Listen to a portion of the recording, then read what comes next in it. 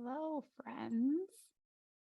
So tonight we are going to be discussing how to plan a healthier holiday. And this is going to be different than your typical, let's have some cauliflower mashed potatoes, or let's find some hacks and tips and tricks. I am going to give you some, so don't worry, type of class, because guess what? You can go out there and you can Google that. You can find that. It's everywhere. It'll be all over Instagram. It'll be all over Facebook. And that information is pretty easy to find. So what I'm going to be teaching you tonight is actually how to think about how you want to think about the holidays, how you want to feel about the holidays. And I also want to show you why you do the things that you do. You do it, there's nothing wrong with you. You're not inherently wrong. You're not bad. You do it because you're a human and you have a human mind. And I'm going to show you that a little bit tonight so you can start to see that. And this is how you make actual change, right? We don't make actual change from making cauliflower mashed potatoes, right? That's not actually going to change the trajectory of your life. It's just going to change some of the calories in that meal, right? And that's not the big picture problem here. The big picture problem is how you're thinking about the holidays, how you're thinking about your day-to-day life, and then how you really feel about it. And I'm going to teach you something called the think, feel, do cycle, which ultimately creates the result in your life. So let's get started. I'm going to share my screen. So, planning a healthier holiday. I gotta move that. There we go. Okay, so tonight I really want you to start thinking about planning for what you truly want. And so often we say, I'm going to hope for the best. Right? So I want you to think about how often are you hoping for the best, but you end up going overboard. You hope that you can say no to the goodies. You hope you can stick to just one glass of wine while being at your in-laws. And you hope you can make it through without messing it up. When you're hoping your way through the holidays, you're actually losing out on joy and connection, love and gratitude. Your hope is taking the place of truly being present for the holidays and not getting anything that you really want out of them. What starts with hope often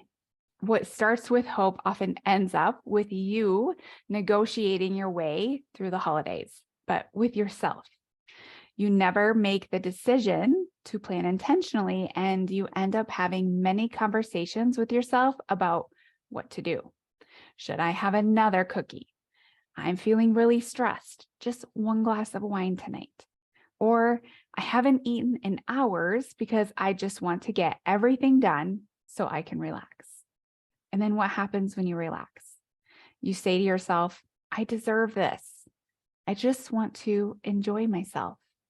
And with that starts one negotiation, and it will end with a snowball effect of choices that you're not even present for. And this is what you're calling enjoyment. You say, I just want to let go for the holidays and enjoy myself. But really, this is far from enjoyment because you end up with bloating and discomfort, exhaustion, and the feeling of defeat. You're far from enjoyment. These feelings will have you feeling desperate for January 1 and ready to get the holidays over with so you can get back to normal life. Every action has an equal and opposite reaction. So you've heard this before, but what does this quote actually have to do with the holidays? I want to tell you about how your lack of deciding and planning and what you truly want this season actually impacts you. I love to use the analogy of a beach ball in a swimming pool. And I'm going to use this example for you being highly stressed during the holiday season. You're feeling overwhelmed. There's so much to do. So you keep pushing, through to just like get through the holidays and you just want it to be over with, right? So take, for example, you're standing in a swimming pool and you have a big blow up beach ball. You're pushing this beach ball down, down, down, down, down, right? You're holding it there. And this is just exactly how you're holding your stress down. Like, please just make it through. Let's just go. Let's just keep going. Let's just get it over with. You pushing the beach ball down. And then eventually you're going to get tired. You're going to get tired of holding this beach ball down. And then what happens when you let go? After you've been holding it down with so much force for so long, it comes flying up and it has a huge outward reaction. The same thing will happen when you finally sit down from the holidays and being overly stressed and going. You sit down and you finally relax. You'll have that meal on Thanksgiving, or kids have finally opened up their Christmas presents, or you're finally finished with your last Christmas get together and you just let it go, right? You overindulge, you overdo it. And then you end up feeling guilty or remorseful or wondering why you did the thing you did. And it's because you had been holding your stress in so hard and so tight for so long that you had to have a big release in order to feel better. And you can use this for any sort of situation that you have, especially this holiday season. So maybe it's like you've been micromanaging your food so much, you're so afraid to have a cookie, you're so afraid to overdo it that you have nothing, right? You're just like, nope, can't have it, not on the plan, not going to do it. And you just micromanage every little thing around the holidays, around the food, because of this fear of losing control. And again, this is coming with so much force, so much restraint, and so much restriction that at some point you let go. And then that has a big release, and it looks like you binging on cookies or ice cream or having like 5 pieces of pie when you thought maybe you would have 1 or none. And so none of these actions are really aligning because your initial action of pushing that beach ball down with so much force, same thing with your stress, same thing with the cookies or whatever you want to use in that place, you have an equal and opposite reaction. And so this can be used for anything like the stress response, like I said. It can be like white knuckling your way through the Target aisle. It can be used in relationships. It can be used on micromanaging foods.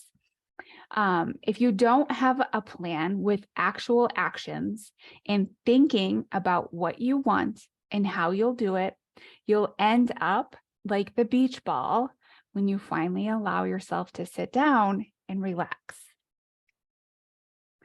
One of the reasons that we hope our way through the holidays, only to end up crabby, tired, resentful, and not able to button our pants, is because of giving too much credit to the reasons to overindulge. It's hard is always one of the top ones that will ring most true to people because it's true. It does feel hard, right? You'll say maybe it's too hard or I don't have time. But this year, I really want to challenge you to think differently about this because it's too hard is a common one I hear all the time. And here's the thing about saying it's too hard. You will always have an obstacle in every decision cycle. I'm actually going to break down decision cycles for you and show you exactly why this is true. So the think, feel, do cycle, which is right here, right in front of you, the thinking is the sentence in your own brain. It's what you are producing on your own. And sometimes these thoughts will present themselves as facts, as the truth of the situation. But I want to remind you that the thoughts that you have are put there by you. They're not put there by anyone else. No one can make you think a certain thing, and you're the creator of your thoughts. So the first thought of my family's driving me nuts. This is not a fact. We can't prove it in a court of law. So this is just a thought that you're producing. And this is neutral, right? Because you could bring this thought to somebody else and they could say, this family is not driving me nuts. You could bring it over here and this person says, yes, this family is driving me nuts. But In the middle, it's just very neutral, right? You just have a family. And the feeling you have from the thought you created of my family is driving me nuts is I'm annoyed. Annoyance is a feeling and it's uncomfortable, right? We don't want to feel annoyed. And often, and we'll be talking more about feelings and why we do the things we do with our feelings. When we have an uncomfortable feeling, like annoyed, we will seek to make that feeling go away. And this is completely normal. This is a human thing. And this is why we do the things we do. This is a reactive part of our brain. It's a primal part. It's the part that keeps us alive. It's the part that runs from a tiger. It's the part that eats when it's hungry. So it receives the signal and it has you do an action, and it's reactionary. So it does the action based on the feeling. There's no really conscious thinking in there. You just do it. No questions asked, right? So you feel this feeling of annoyance and this is uncomfortable. And your mind is like, let's find a way to get away from this discomfort. So what do? You drink some wine, and then you drink some more wine. And why do you do this? Because it feels so good, right?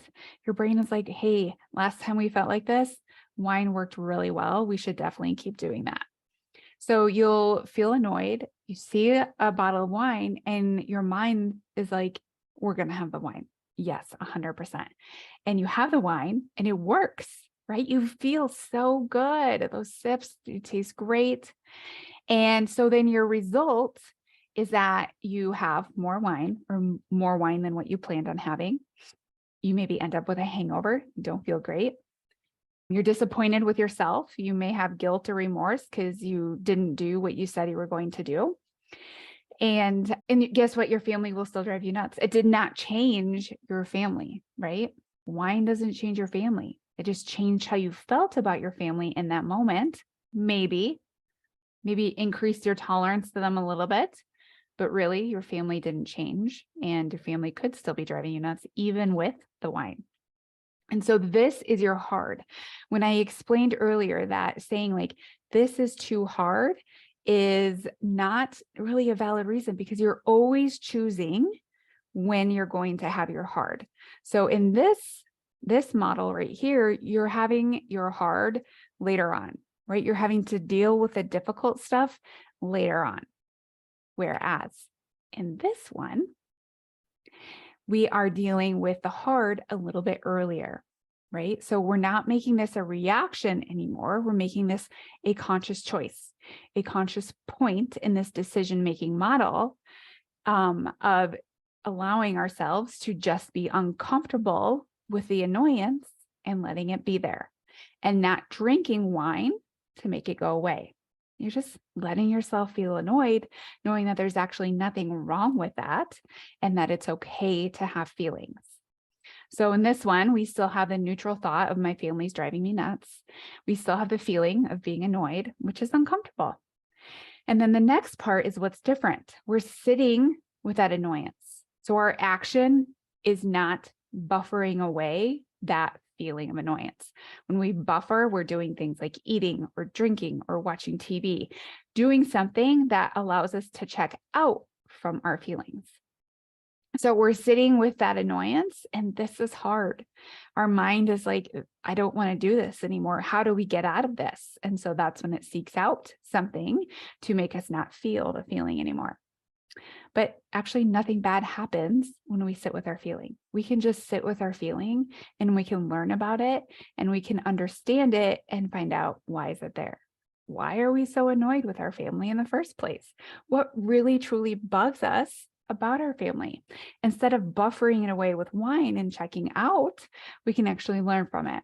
Maybe your family drives you nuts because they have completely different beliefs than you. Maybe your family drives you nuts because of some unhealthy habits. Maybe your family drives you nuts because of XYZ, right? You need to find out why your family drives you nuts because they're not going anywhere. And so this is a really good opportunity for you to start learning from yourself and find out why you do the things you do or why you think the way that you think. Because you can continue to buffer with wine for the rest of your life, but you'll never find out that part about yourself. You'll never heal it. You'll never move on. You'll just need the wine every time you're with your family? And do you really want to continue to have wine in order to be with your family? Now, remember, this doesn't have to be wine. This can be cookies. This can be pie. This can be anything in here that allows you to check out from your emotions. And this doesn't even have to be the thought only of your family driving you nuts. It can be anything else. Literally anything else in the world. It doesn't even have to be related to the holidays, because I use this with my clients all the time.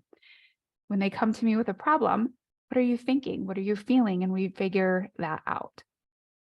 So in this one, we're choosing our hard a little bit earlier in this decision-making model.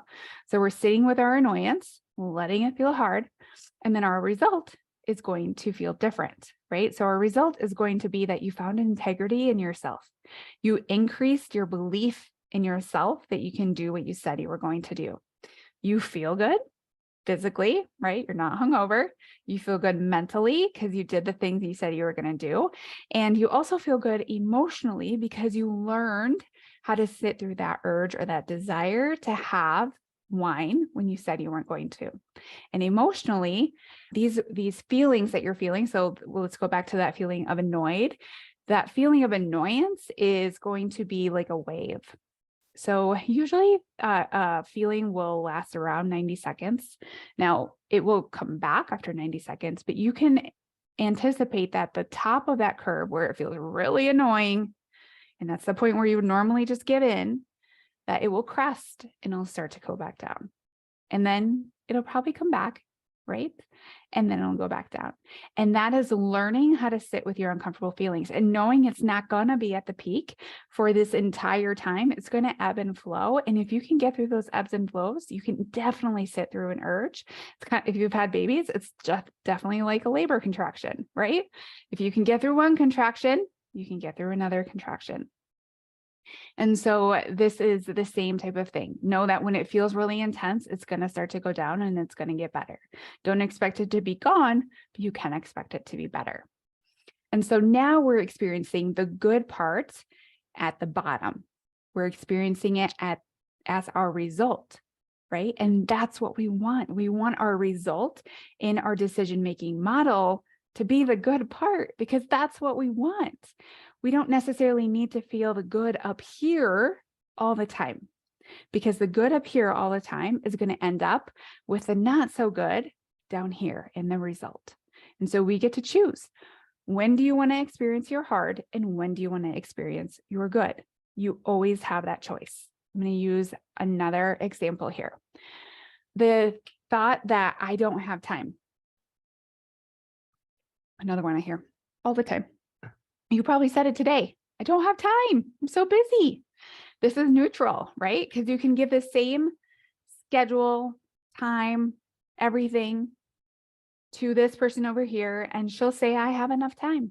And you can give it to this person over here, and she says, I don't have time, right? So this is completely neutral. We can't really prove this in a court of law. It's a thought. It's not a fact.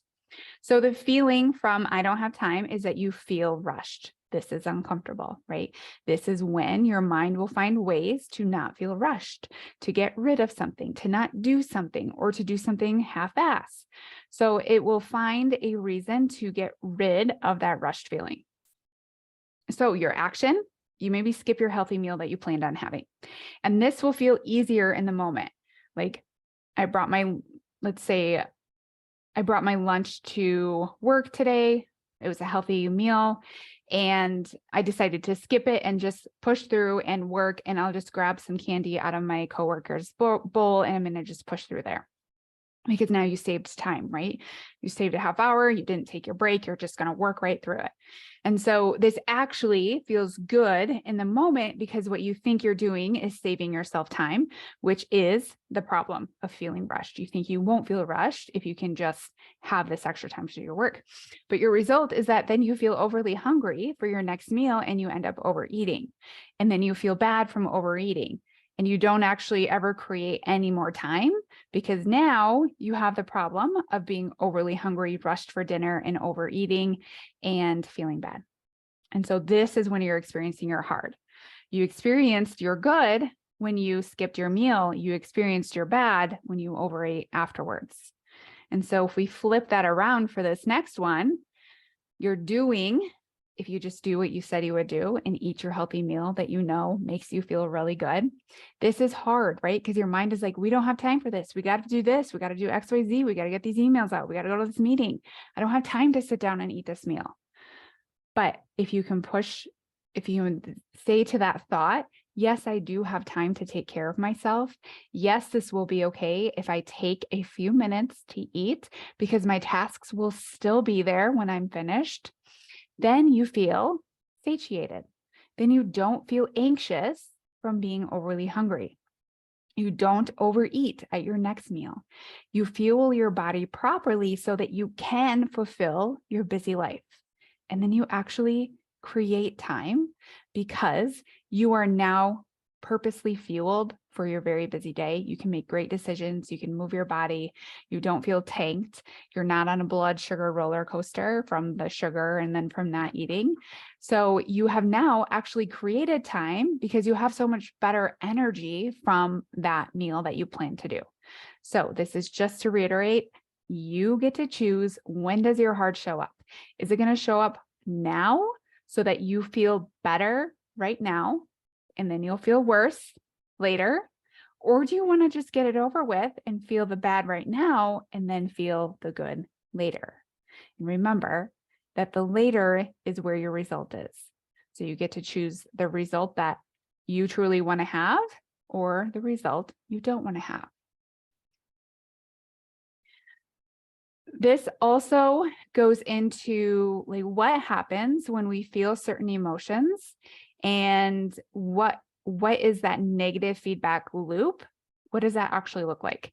I'm always teaching my clients there's a negative feedback loop, especially with things like stress. So in this one, we will feel, especially in the holiday season, and I got lots of questions on this today, we feel stressed. And stress actually sets the perfect stage to eat and drink more, because stress is an uncomfortable emotion and it creates overwhelm, it creates anxiousness. And so we will often feel like we need to get out of that feeling as soon as possible, because stress also sends signals to our mind that we're not safe. And so your mind, your reactive mind, will always seek out comfort to make that feeling go away. And comfort looks like sugary foods. It looks like alcohol. It looks like salty chips. It looks like Chex Mix. It looks like the big old thing of popcorn in the break room, because those things feel really good when you eat or drink them. And your reactive brain only cares about immediate safety and pleasure, and it wants to find it as efficiently as possible. And so it will seek out sugar and alcohol. And I can speak to this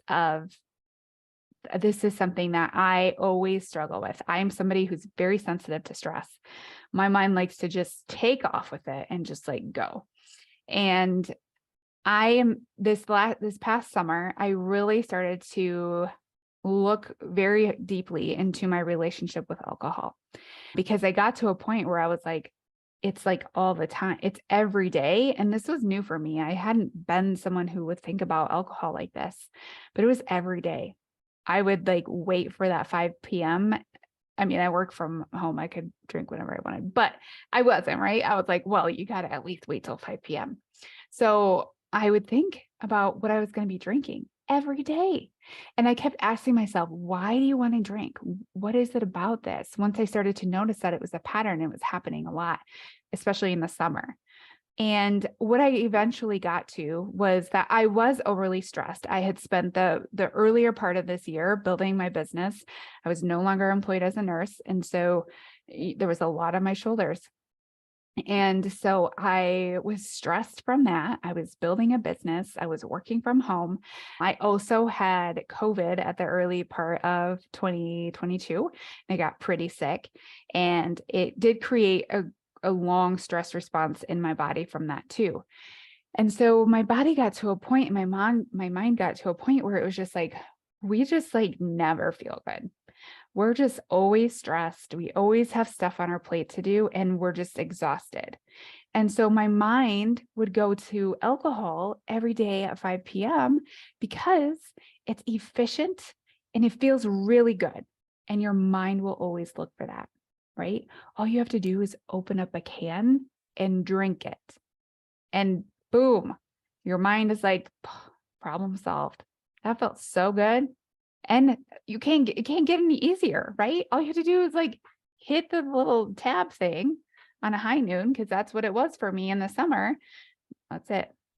It doesn't get more efficient and more comfortable than that.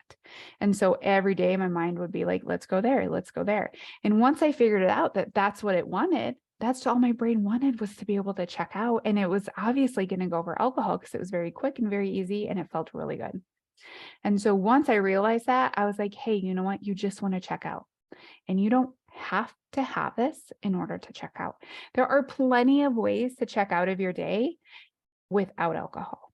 And so it took me really learning about myself, why I was looking for that, why it felt so good in the moment, and how I could actually learn from myself, and that I actually don't need alcohol at all to check out from the day. And I can happily say that once I started to make myself aware of this and be unhappy with how I was consuming alcohol, I rarely ever have alcohol in the evenings at home when I'm just my family. The only times I drink now are when I am out being social with friends. So you'll have the thing, right? So the sugar, the chocolate, you're feeling stressed, you grab that, or the wine, the Oreos sitting on the counter, the cookies, or you're at a family gathering, right? And you feel stressed. You've been doing all these things. It's been a hustle and a bustle all day long. And you get there and there's a platter of food, 17 of them to be exact, laying all over. Your mind is going to be like, oh yes, we're definitely going to have that. That is what we're going to have. And you do it. And then your mind says, good job. That worked really well. We're taking note of this. So we're not uncomfortable anymore. Thank you. And so you eat the foods, you overeat and overdrink, you overdo whatever it is. And then you end up feeling very guilty or remorseful. And you'll say, I'm never going to figure this out. Why do I keep putting myself in this place? And guess what guilt feels like? Not good. Doesn't feel good at all. And then you go into another negative feedback cycle because now you feel guilty, which is not a good emotion. And so your brain will seek out ways to not feel guilty anymore. And pretty soon your mind is like, hey, remember that wine? That worked really good last time, right? Or look at, there's some Oreos. Or look at that over there. That'll feel good. And so then you find yourself in that negative feedback loop. And then you have the chocolate, or you have the candy, you have the wine, and your mind says, oh, see, we told you that worked. Look at, we feel so much better. I do want to bring up also that there's the emotional feedback cycle, but there's also the physical feedback cycle. So this looks like blood sugar dysregulation, right? So you may have gone, we're going to use the example of you have gone hours without eating, right? You're so busy, you're going, and you're not even going to take the time to eat your lunch today. You're not going to take the time to have your breakfast. You're just going to go, you got to get this stuff done. So what ends up happening is that your body uses all the sugar that was in your blood. It doesn't have any stores left to use. And so then you have a blood sugar crash, right? So you get really hangry, you get really irritable. And at some point you're like, well, we got to eat, right? So your mind is going to say, we need to have carbohydrates. We need to have higher sugar foods. We need to have these kinds of things, flour, sugar, that kind of stuff, because it is seeking out energy right away. It has nothing, and it's going to seek out higher carbohydrate foods, really simple carbohydrates, because it knows that that's very quick energy. And when you eat it, you'll get like, boom, you got some sugar in your blood. Your body's like super happy. Thank you so much. And then you're going to have a blood sugar spike because you've been craving all these sugary higher carbohydrate foods. Your blood sugar is going to spike from that meal. And then what happens when your blood sugar spikes, your body releases insulin, which is a hormone that will bring the blood sugar down and shuttle it into your cells. But your insulin gets super worried very quickly. It jumps the gun. And so when it notices that spike in the blood sugar, it overshoots and it brings down that sugar too quickly, shuttles it all the way out. And then pretty soon you're at the bottom of the barrel again, and you're looking for your next high sugary food, carbohydrate. And that's why when we start the day with a donut, it's like we're never satiated the rest of the day. We're always looking for food. We're always hungry. Also, the other thing is like like I said before, if you go all day without eating and then you get to your family get together, and also sometimes we do this because we're like, well, I'm going to consume all my calories later. I don't want to consume them now. I'm going to save them. Not a good idea. So if you skip the meals, your blood sugar crashes. You're constantly looking for the next high sugary food, and you're going to have that spike and crash all the time. So even if you're not actually hungry, like you've had a bunch of food, but it was a whole bunch of high carbohydrate food, like you go out there and you see that big platter of sweets and you just like start going, you're never actually satiated, because you never actually get the nutrients from it, but you're always on this blood sugar spike and crash for that entire day. And so that's why you're like, I ate so much food, but why am I hungry? Why do I feel like I need to eat? And it's because your body's like, hey, we need more sugar because we got rid of all of it because there was so much. And so we want to make sure that if we're having sugary foods, we're also having it with some protein and maybe some fats, although most of these sugary foods are loaded with oils and peanut butters and things like that, but adding some vegetables or some protein or something like that. So if you're going to have a cookie, have a handful of carrots with it. Okay, so like balance it out. Okay, so I want to challenge you to approach this season differently for a different outcome. I want you to think about planning what you truly want. What does this look like for you? Sometimes people will really still want to lose weight during the holidays, and that's okay. If you want to lose weight, you can totally lose weight, but you're going to have to come into the holidays with a different plan. Because if you don't have a plan and you just hope for the best outcome, it's probably not going to happen, right? Because most of us, even with the best of intentions, who just want to maintain our weight, have a hard time doing that. And so if you are wanting to go that extra step, that extra mile, and still have a weight loss goal through the holidays, I totally think you can do it. You have to have a plan. How have you been losing your weight up until this point? You're going to need to keep doing that. You're going to need to go into your holidays knowing that you're going to enjoy food, but you're really going to be conscientious of what you put on your plate and how much you're eating. You can still enjoy the food. You still get to have Thanksgiving. You don't have to have mashed potato, cauliflower, whatever that is, but you are going to have to pay attention to your hunger, and you're going to have to avoid overeating. If you want to maintain your weight, what do you need to do to maintain your weight? It's not that different from losing your weight. It's pretty similar. What are you going to have to do to maintain it, right? Maybe it's manage your stress. How are you going to manage your stress? You can't just say, I hope to have a less stressful season. You have to go into it with things that will actually reduce your stress. Go into it by being okay saying no to certain things. Go into it knowing I have to have this time to myself at this time in the mornings, like I normally do, to be able to function at my best for the rest of the day. How do you want to feel? Know and understand the purpose of why you want what you want, right? If you want to lose weight, you need to know why. Why is it still important for you to reach this goal at the end of the year? Because if it's just to look better or button a pair of pants, that might not be important enough when your grandma rolls out her peanut butter balls. So it's got to be important enough to stand to the things that are going to be super tempting for you this holiday season.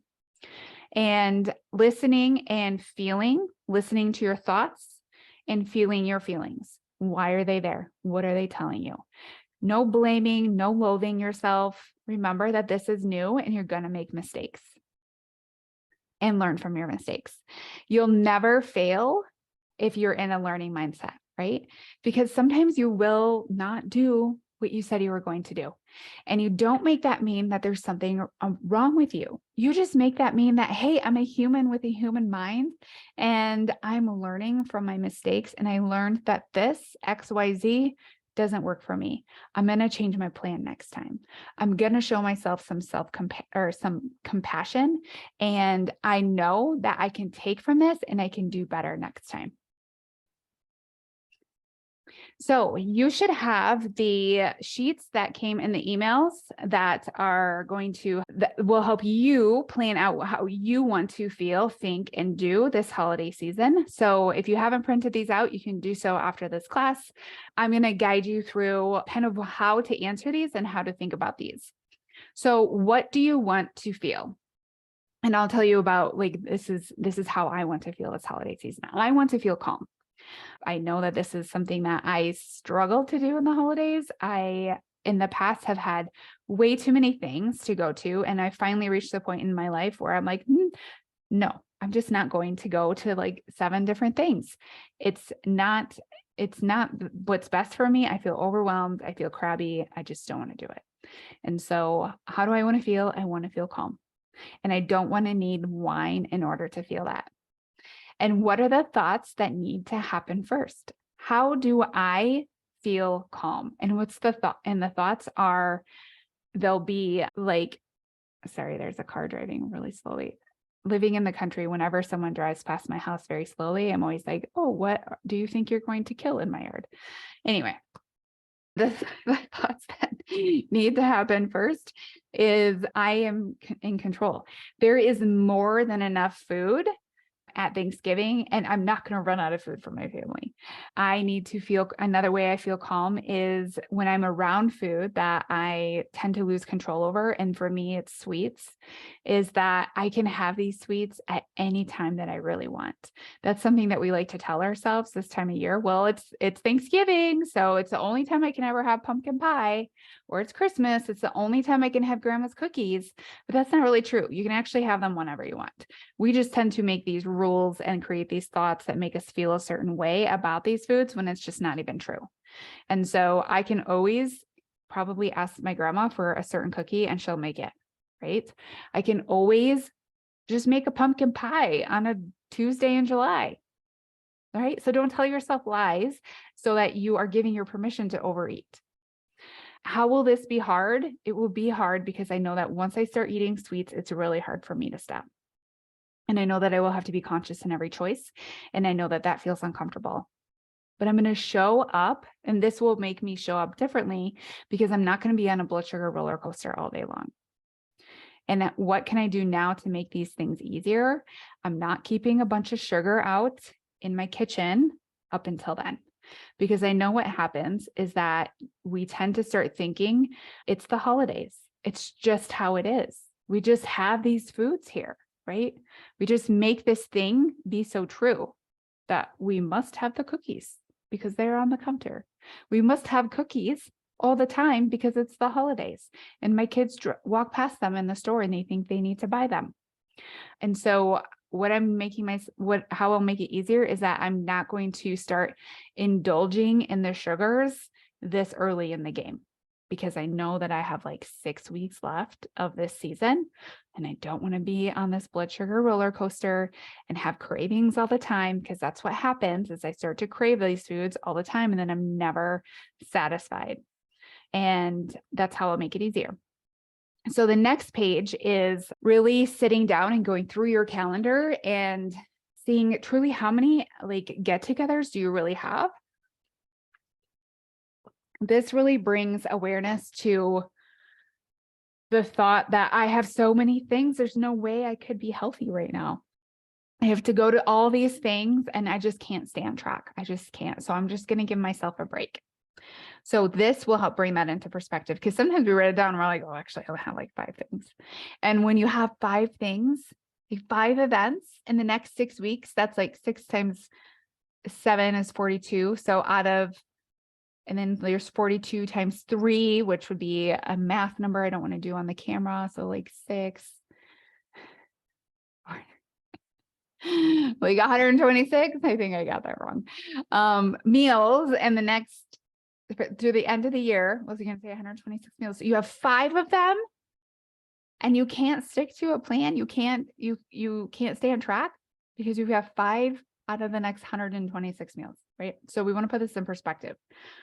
So list everything you have, everything from like potlucks from work, regular family get-togethers, your husband's work, your friends' stuff, like whatever you have going on, that's going to be like not a normal eating day.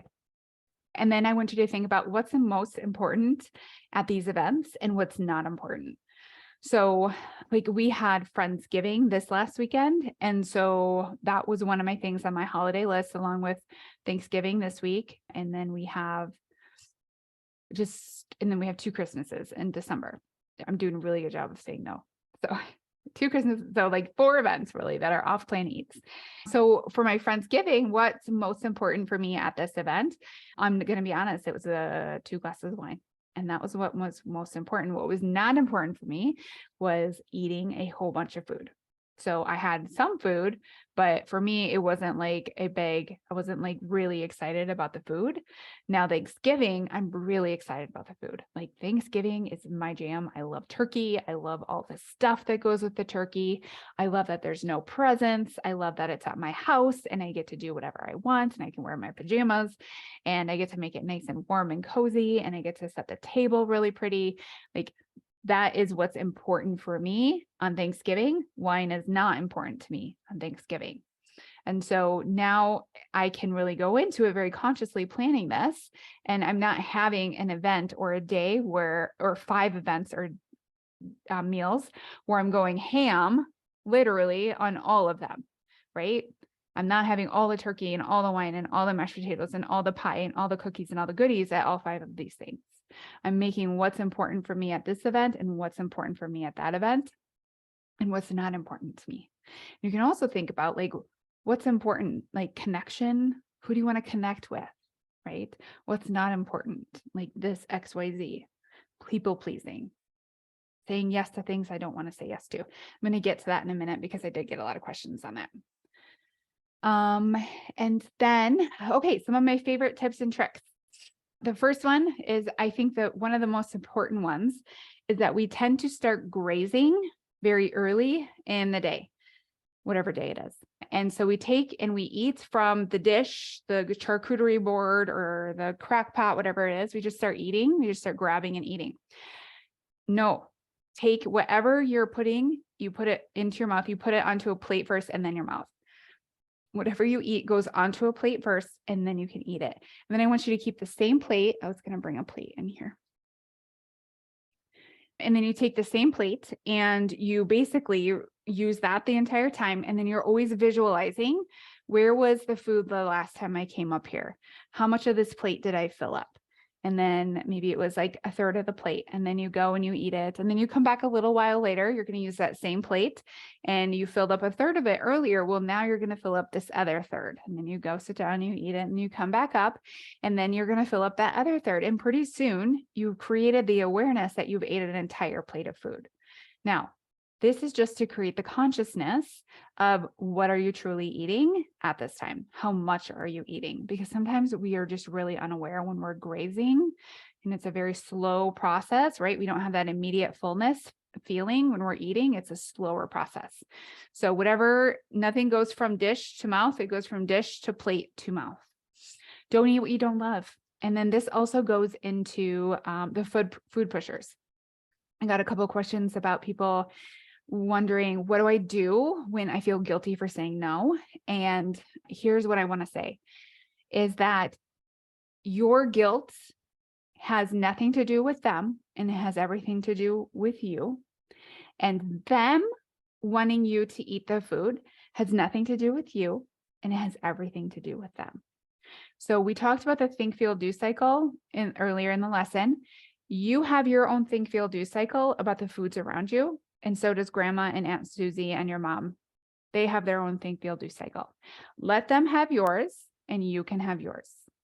And what you do is you stay in integrity with yourself, because what really truly matters at the end of the day is that you stayed in true integrity with yourself. You did what you said you were going to do. And so that's the most important part.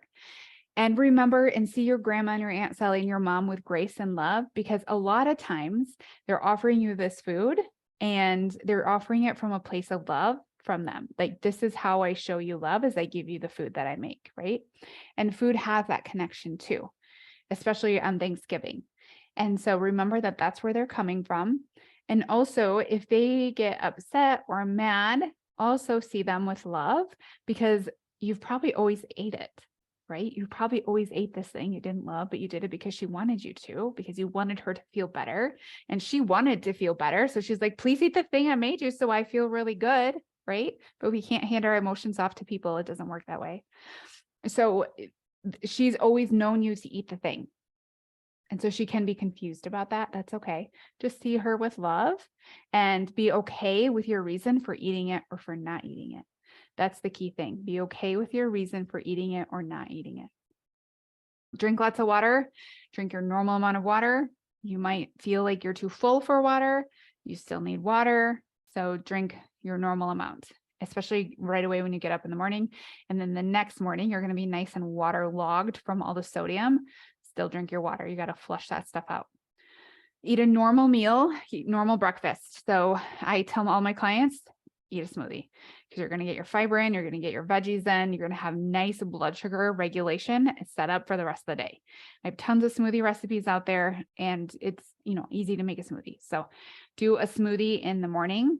Focus on what matters, what's truly important to you. Why do you want it? Only keep the leftovers that make sense for you. If you don't normally eat green bean casserole and mashed potatoes on a Monday afternoon, don't take it home to eat it.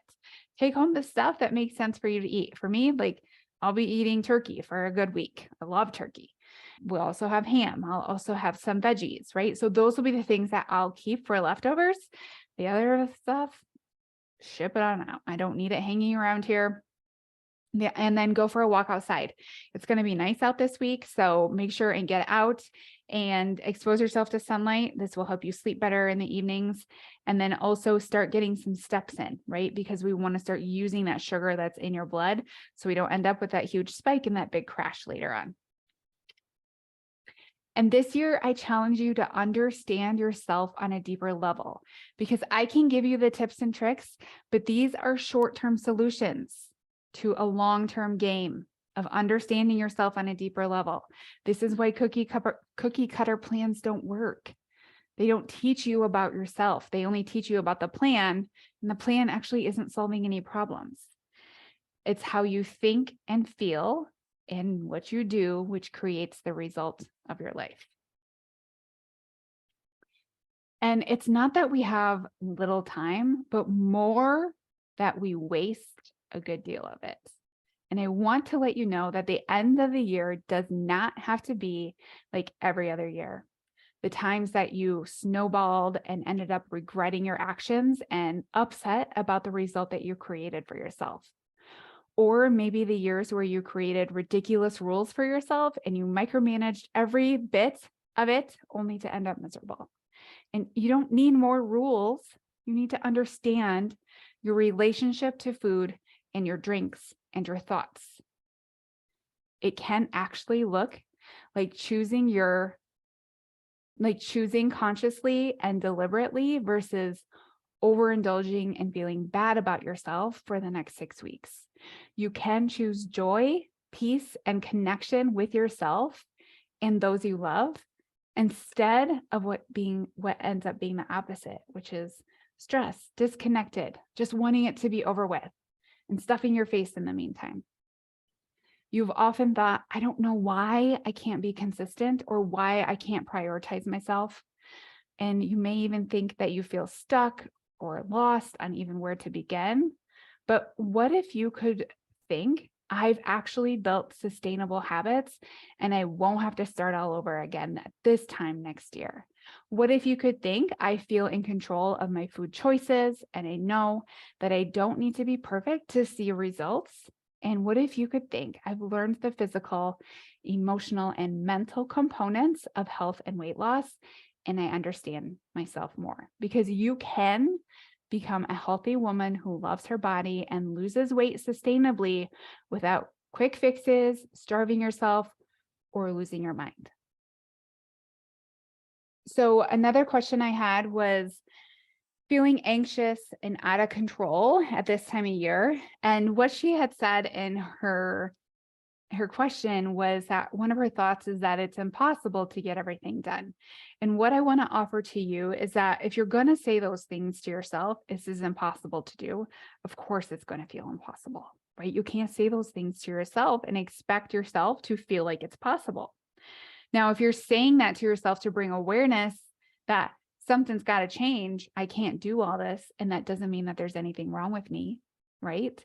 So then you can actually start to do what you need to do to be able to manage that stress and say no to things that aren't serving you.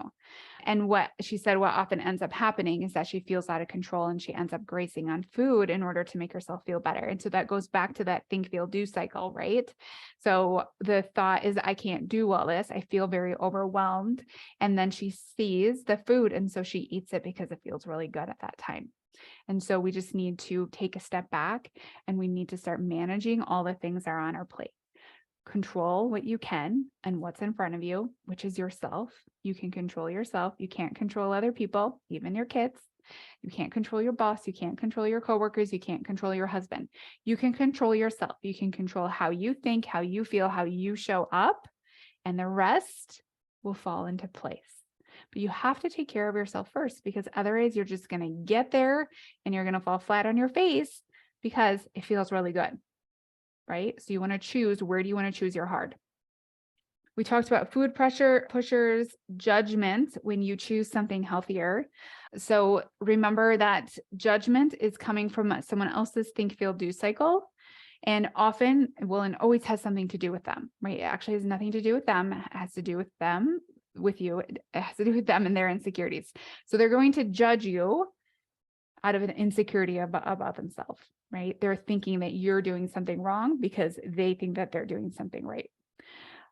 And then over here, but as long as you are content and proud and you would do it again the next time with that action of choosing the healthier thing and being criticized by it, then there's no problem. If you are making that choice from a place of self-love, there is no problem.